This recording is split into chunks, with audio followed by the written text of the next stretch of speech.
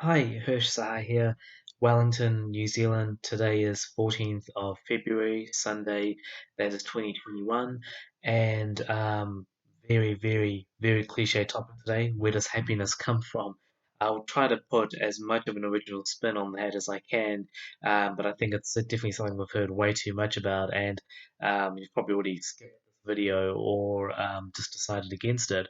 But as we know, okay, happiness, first of all, does not come from money or material possessions. We know that very, very well today. I remember reading a book saying that happiness, believe it or not, 50% of it is due to genetics.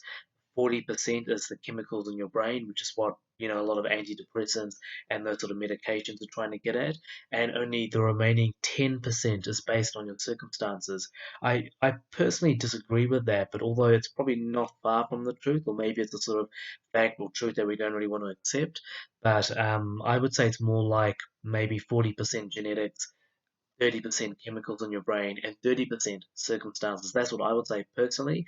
But what the book I read said, 50% genetics, 40% chemicals in the brain, and 10% circumstances. Maybe it really is something to think about or consider. Um, I remember reading that book, and you'll probably laugh at this, but the book was 33 chapters, and the book was solely on happiness.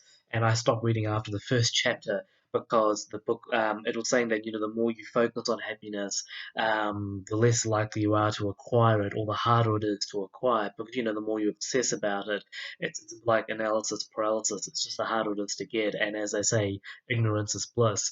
And I, after reading the first chapter, I thought, okay, I actually got enough happiness, and I thought that if I read more, it would just be too much, and that's what would happen to me. I wouldn't be able to get the happiness.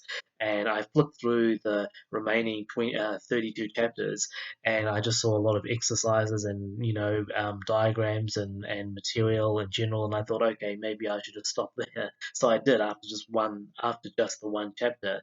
But it also said that happiness really and ultimately comes from relationships, and experiences. And I would agree completely. And I think that's a bit of a new one. We've probably heard a few times, but maybe not enough.